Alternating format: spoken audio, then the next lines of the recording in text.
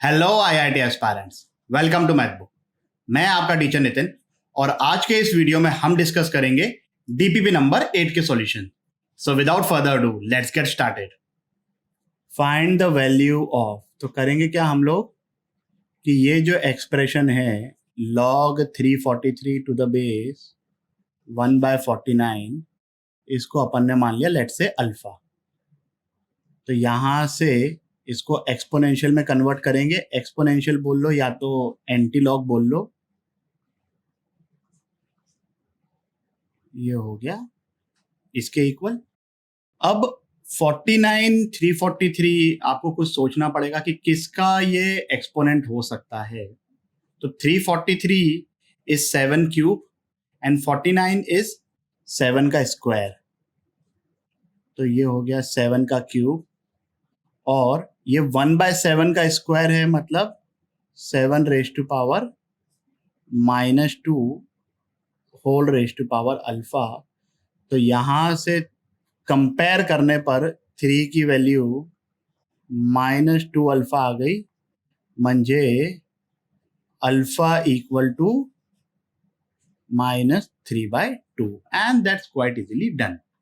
चलिए अगला क्वेश्चन देखते हैं। Find the value of 2 + √3 to the base 2 - √3। अभी थोड़ा सा वियर्ड सा बेस लग रहा है और वियर्ड सा डेटा लग रहा है, बट अगर कुछ छोटी सी चीज ऑब्जर्व करो, और क्या ऑब्जर्व करना है अपने को कि 2 + √3 और जो 2 - √3 है वो एक दूसरे का रेसिप्रोकल है,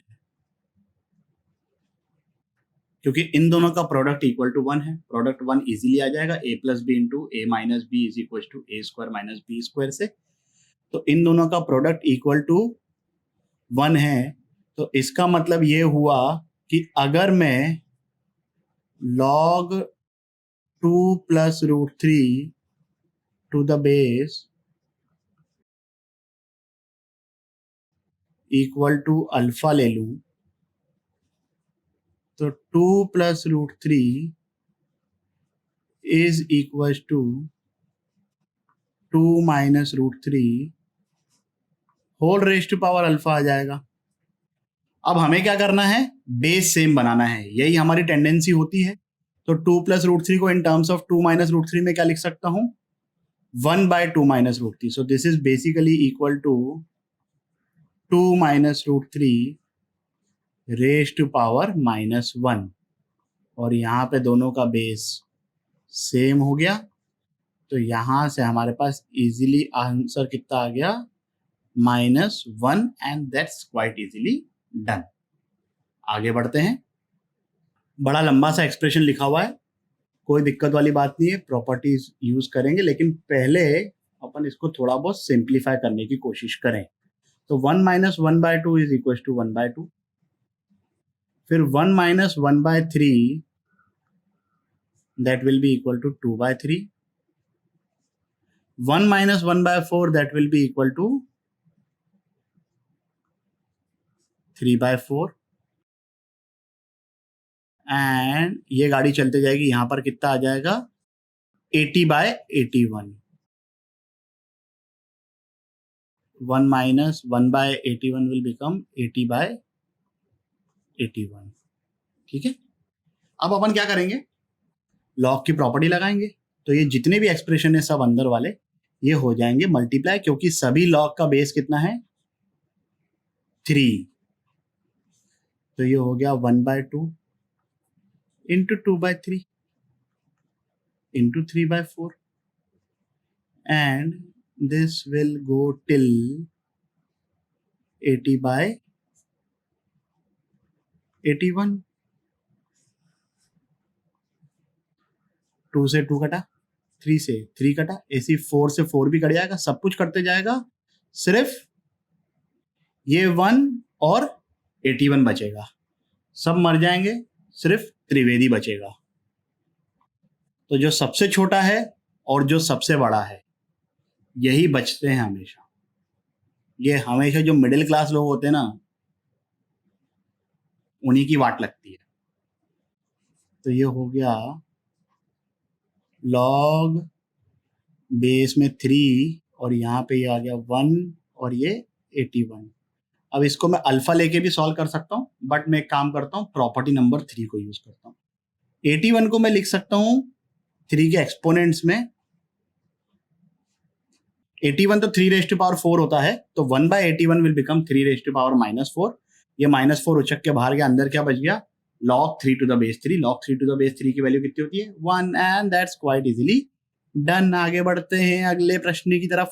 81 रेज़ टू पावर ये। अब देखो, हमने बेस चेंजिंग प्रॉपर्टी पढ़ी थी, तो उसका एक छोटा सा ये जो पार्ट है वो भी तुम लोग फ्यूचर के लिए ध्यान रखो, कि जैसे ये लिखा हुआ है मेरे पास log a to the base b, इसको मैं लिख सकता हूं 1/log b to the base a। ये इजीली बेस चेंजिंग प्रॉपर्टी से आ जाएगा, कोई बहुत बड़ी चीज नहीं है। बस यहां पर a जो है 1 हो सकता है, यहां पर a जो है 1 नहीं हो सकता। तो ये ध्यान रखना कि अगर a 1 के इक्वल नहीं है तभी तुम इस चीज को अप्लाई कर सकते हो। अब यहां पर यही चीज यूज करेंगे, तो ये जो 1/log 3 टू द बेस 5 लिखा हुआ है ना, इसको लिख देता हूं मैं 81, तो ऐसे की ऐसे ही रहेगा। 81 का अब एक्सपोनेंट कितना बन जाएगा, log 5 टू द बेस 3। और फिर प्रॉपर्टी नंबर 6 से मैं इस 81 को और 5 को इंटरचेंज कर दूंगा, तो ये हो गया 81 टू द बेस 3। 81 को क्या लिख सकते हैं, 3 रेज़ टू पावर 4, अभी लास्ट क्वेश्चन में लिखा था। फिर log 3 टू द बेस 3 की वैल्यू 1 हो जाएगी, तो ये बन गया 5 रेज़ टू पावर 4, बोले तो 625। ठीक है भाई, आगे बढ़े। चलिए, ये रहा अगला question. For defined values ABC. अब देखिए, ये क्या एक काइंड ऑफ डिस्क्लेमर दे दिया है, नहीं भी लिखा हुआ हो तो भी हम समझते हैं कि भाई लॉग लिखा हुआ है तो जो उसकी कंडीशंस होगी वो रहेगी रहेगी। Base positive not equal to 1, अंदर की क्वांटिटी, लॉग के अंदर की क्वांटिटी पॉजिटिव। तो यहाँ पे इन्होंने बोल दिया है कि फॉर डिफाइंड वैल्यूज, मतलब ठीक है, समझ जाओ आप अपने हिसाब से। The value of this expression is equal to, चलिए फाइंड करते हैं भैया। अब पहले एक एक्सप्रेशन को, जब भी देखो ऐसे सिमेट्रिकल टाइप के एक्सप्रेशन दिखे ना, तो ऐसा नहीं है कि तुम सबको लिखते बैठो, don't waste your time there. एक एक्सप्रेशन को सिंप्लीफाई करो और उसके बेसिस पे जज करो कि बाकी के एक्सप्रेशन क्या होंगे। तो जैसे मैं बस खाली सिर्फ इस एक्सप्रेशन को सिंप्लीफाई करता हूं, तो 1/log ABC और बेस में कितना है, √BC। अब फिर से वही जो पिछले वाले क्वेश्चन में हम लोगों ने ये यूज किया था एक्सप्रेशन, काइंड ऑफ सिंपल सा रिजल्ट, उसको यहां पर यूज करते हैं। तो ये बन जाएगा log √BC to the base ABC। अब यही चीज मैं अगर इधर लगाऊंगा तो ये क्या बन जाएगा, log √CA to the base ABC, log √AB to the base ABC। ठीक है भाई, अब मैं तीनों एक्सप्रेशन को एक साथ लिख देता हूं, तो मेरे पास आ गया log √BC ABC plus log √CA ABC plus log √AB ABC। तीनों का बेस सेम है, पहली वाली प्रॉपर्टी लग जाएगी, लग जाएगी तो लग जाएगी, बहुत जोर से लग जाएगी। तो √BC, इतना सब एग्जाम में करने की जरूरत नहीं है, तुम लोगों को एक एक स्टेप नहीं लिखनी है, स्टेप के मार्क्स नहीं होते भाई ऑब्जेक्टिव में, डायरेक्टली ओरली करो ये सब, है ना। मुझे तो दिख रहा है कि अंदर की क्वांटिटी ABC बनने वाली है, तो √B into √B that will be B, √C into √C that will be C, √A into √A that will be A। तो ये बन गया log ABC to the base ABC, और ये आ गया 1 धन धन धन धन। ठीक है भाई, किसी को कोई दिक्कत? चलिए फिर आगे बढ़ते हैं अगले प्रश्न की तरफ। यहाँ पर कुछ ए लिखा हुआ है, यहाँ पर कुछ बी लिखा हुआ है, और यहाँ पर ए और बी के टर्म्स में चीजें हैं। तो अभी एक काम करते हैं भाई, अपन यहाँ से ए की वैल्यू निकालते हैं। तो a is equal to log 3 to the base 60 and b is equal to log 5 to the base 60। दोनों का बेस सेम हो गया है क्योंकि क्वेश्चन भी दे रखा था। अब यहाँ पर 1 माइनस ए माइनस बी लिखा हुआ है, तो मैं एक काम करता हूँ, पहले इसको सिंप्लीफाई कर लेता हूँ। ये जो एक्सप्रेशन यहाँ पे लिखा हुआ है ना, इतना सा, ये एक्सपोनेंट में 12 के बाद में 12 को एडजस्ट कर लेंगे, that's not a big deal I believe. तो पहले इसको सिंप्लीफाई करते हैं। तो 1 minus A minus B that is 1 minus A plus B, तो ये हो गया 1 minus log 3 to the base 60, बीच में आ गया प्लस क्योंकि ले लिया मैंने minus common, log 5 to the base 60, तो ये हो गया 1 माइनस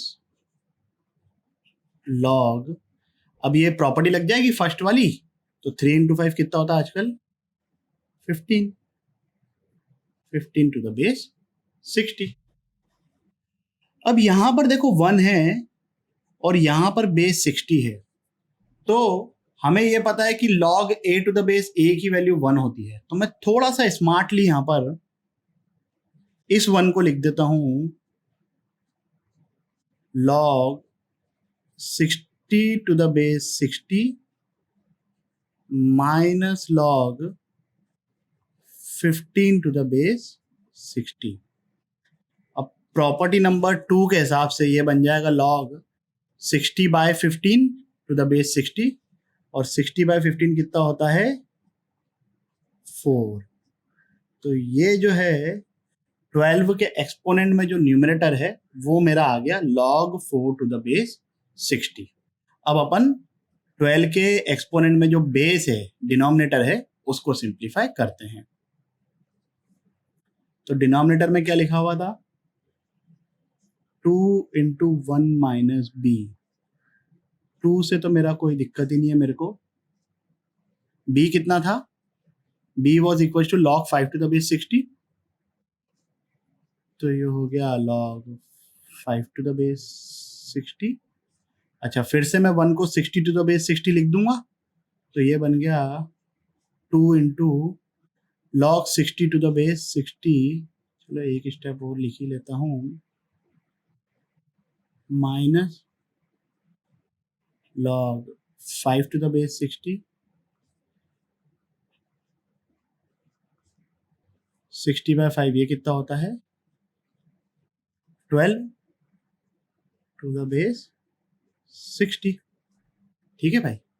अब अपने पास ये जो एक्सप्रेशन है 1 माइनस ए माइनस बी, तो ये ब्रैकेट में प्लस हो जाएगा upon 2 times 1 minus B, this is equal to log 4 to the base 60 divided by 2 times log 12 to the base 60। अब बेस चेंजिंग प्रॉपर्टी का उल्टा यहां पर यूज कर लेंगे। सो दिस, ये तो बाहर का जो 1/2 है वो तो ऐसे की ऐसे रहेगा, दोनों का बेस सेम है, तो this will turn out to be log 4 to the base 12। अपने पास ओरिजिनल क्वेश्चन में ये जो पूरा एक्सप्रेशन लिखा हुआ था, ये क्या लिखा हुआ था 12 के एक्सपोनेंट में लिखा हुआ था। तो ये जो चीज है इसको अपन 12 के एक्सपोनेंट में लिखते हैं, तो ये हो गया 12 raise to power 1/2 log 4 to the base 12। इसकी अपने को वैल्यू कैलकुलेट करनी है। ये 1/2 अंदर चले जाएगा तो ये 4 के पावर में आ जाएगा, तो ये बन गया 4 का रूट। 4 का रूट कितना होता है 2, ये 12 और ये 2 इंटरचेंज हो जाएगा। कौन सा? ये वाला 12 और ये वाला 2, ये इंटरचेंज हो जाएगा बाय प्रॉपर्टी नंबर 6। तो प्रॉपर्टी नंबर 6 के हिसाब से ये आ गया 2 raise to power log 12 to the base 12, और log 12 टू द बेस 12 की वैल्यू कितनी होती है? 1। 2 रेज टू पावर 1 इज 2। तो ये हो गया हमारा answer and that's quite easily done. इस वीडियो के लिए बस इतना ही। आशा करता हूं कि आपके सभी डाउट्स क्लियर हो गए होंगे। अगर हो गए हैं तो लाइक, कमेंट, सब्सक्राइब करें और अपने दोस्तों के साथ भी शेयर करें। अगले वीडियो तक के लिए सावधान रहें, सुरक्षित रहें। जय हिंद।